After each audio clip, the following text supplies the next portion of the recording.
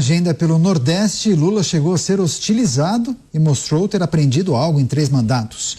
Primeiro, o petista foi criticado por sua própria plateia na Bahia. A gente separou um trecho, acompanhe. A gente está separando esse momento e você vai acompanhar aqui em Os Pingos nos Is. Não sabem aqui, não, a gente está enorme. Claro. Não, são vários vídeos transparente aqui. São vários vídeos que estão separados no computador e agora a gente conseguiu localizar esse arquivo e você vai acompanhar agora.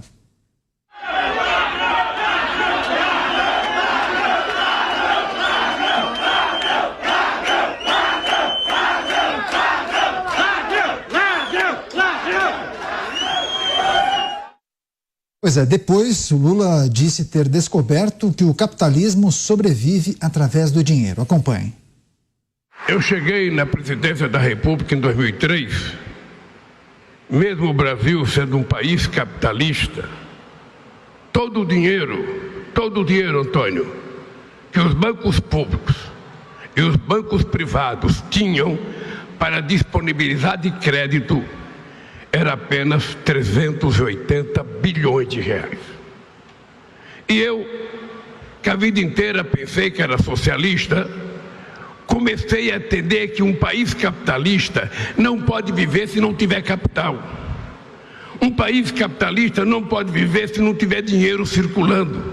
Um país capitalista não pode viver se não tiver crédito para que as pessoas possam ir fazer investimento. E quando eu deixei a presidência em 2010, o Brasil tinha 2 trilhões e 700 bilhões disponibilizado para o crédito. Aí fala de Lula, país capitalista não consegue sobreviver sem dinheiro. Agora, Thiago Pavinato, Lula historicamente sempre alcançou votações muito expressivas na Bahia. Surpreende ele receber esse tipo de tratamento neste estado? Recebeu muitas vaias. Não surpreende, sabe por quê? Por qual razão? Porque foi nessa região, a única região em que Lula não ganhou para presidente. Foi essa região que, diferentemente, ela tem um agro que tem uma proeminência, que tem um destaque, que exerce liderança, que dá condição de vida à população local, melhor que o estado da Bahia governado pelo PT, dá o restante. É nesse estado que ele não ganha. É nessa região da Bahia que ele não ganha. Muita gente estava organizando esse evento, não faz nem ideia. O que o Lula está fazendo aqui? Muita gente se perguntou. Nesse evento, da mesma maneira que o cercadinho do Palácio do Planalto, em todos os eventos que ele está em Brasília, a imprensa foi isolada. Ele foi vaiado. Ele foi, vamos dizer, caluniado, né, para a gente usar aí a terminologia do Tribunal Superior Eleitoral, foi caluniado, foi chamado de autor de um crime pelo qual ele não teve uma sentença penal condenatória transitada em julgado. Eu não vou repetir a palavra porque eu não sei se isso pode dar problema jurídico, porque é uma calúnia. Mesmo tendo ele cercado a imprensa, da mesma maneira que faz em Brasília, não chega a imprensa nele. Não chega fotógrafo. Quem chegou nele foi a claque. Tinha gente credenciada para chegar lá fazer olê, olá, lulá, lulá. Isso tinha. A imprensa não podia chegar, mas a claque é o povo que fica, claque é aquele negócio que fica batendo palma. A claque podia chegar até ele. E o que me chamou a atenção hoje à tarde, quando a gente cobriu ao vivo esse evento, que ele falava era Bahia Farm alguma coisa o nome do evento, eu não lembro de cabeça. Aí eu até critiquei, falei, mas Bahia Farm, por que usar esse termo em inglês? O doutor Alexandre Bissoli, ele me deu uma resposta sensacional. Eu falei, eu acho que eles colocaram Bahia Farm Show. Bahia Farm Show, porque a hora que o Lula e a Janja fossem pegar o convite, falavam, isso aqui em inglês, é coisa da gringa, então nós vamos. Porque se a gente colocar o termo em português, talvez ele não viesse. Talvez se colocasse água, ele não aparecesse. E foi para lá e foi falar bobagem. As mentiras que o Lula conta. As mentiras que o Lula... Quando eu saí da presidência, tinha 2,3 trilhão disponível para empréstimo. Pois é. Dilma Rousseff, ela emprestou muito esse 2,3 trilhão e levou o Brasil ao nível de endividamento recorde da nossa história. A gente chegou numa pior crise econômica da nossa história.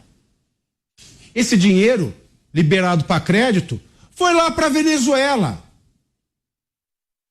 Foi lá. 4 bilhões atualizado. A Venezuela nos tungou, porque ela não devolve. Quando uma jornalista mulher, foi perguntar se vão devolver, levou um soco na região que fez a mastectomia e disse que foi a pior dor da vida dela. Então é isso que o Lula nos deixou. Deixou esse dinheiro para crédito e foi dado. Foi para Cuba, que não pagou, foi para Venezuela, que não pagou, foi para todo esse monte de país que não pagou. Agora, vale a pena? Vale a pena ser esse presidente? Enfim, é muito triste o que se vê, mas é a realidade. Onde o povo não está cego, o Lula não é aplaudido, o Lula não é carregado no colo. O Lula precisa se lembrar que ele foi eleito com uma margem ínfima de votos. Ele não foi eleito pelo Brasil. Ele foi eleito pela maioria das pessoas que se dispuseram a ir até as urnas, e esta margem foi pequena, foi muito pequena. Nunca antes na história desse país um presidente ganhou por tão pouco. Então ele não é uma unanimidade. E é por isso que se explica esta necessidade de afastar a imprensa.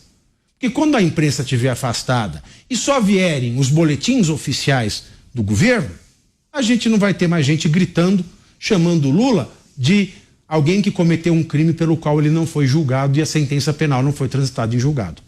Tá certo, agora vamos a Brasília. Dantas, Lula anunciou 7,6 bilhões ao agro, defendeu pacificação, participou da abertura dessa que é a maior feira do agro das regiões Norte e Nordeste, a Bahia Farm Show. O que chama a sua atenção?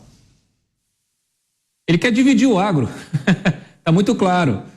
O Lula, com essa história aí de financiar o agro no Nordeste, ele está dizendo o seguinte, ó, vocês do Sul, do Centro-Oeste aí, se virem.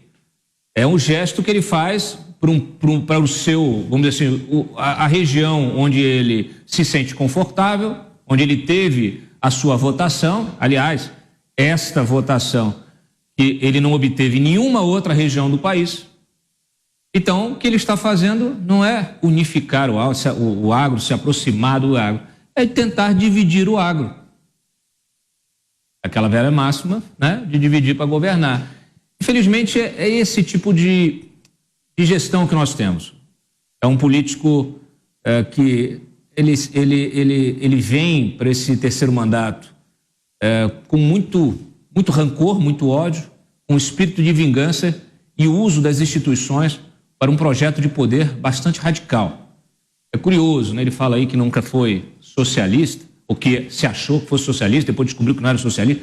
O Lula, ele é um oportunista.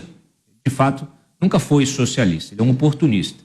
Nas gestões anteriores, ele fez aí um capitalismo de compadrio, que é aquele capitalismo que serve apenas aos seus fiéis, aos seus amigos, ao clube VIP, não é verdade? Então nós tivemos aí meia dúzia de banqueiros que tiveram recordes expressivos, históricos nas gestões do PT, nas gestões do Lula especialmente, e nós tivemos empreiteiros que se transformaram simplesmente em magnatas, em empresários, donos de grupos econômicos com atuação em diferentes áreas estratégicas, desde a área de defesa até a área de transporte, mobilidade, infraestrutura, energia.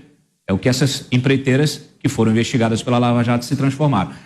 Grupos que cresceram com apoio do dinheiro público via BNDES e diversas outras ferramentas de subsídios e outros instrumentos aí que o governo usou e abusou para fazer essa gente crescer. Inclusive, empresários que passaram a dominar setores, formaram ou monopólios ou oligopólios, massacraram a concorrência que não tinha acesso, que não tinha relacionamento político, e acabaram tornando os produtos finais, seja ele a partir de uma concessão de pedágio, seja no consumo, né, de produtos aí nas gôndolas dos mercados, a carne, a cerveja, tudo isso ficou muito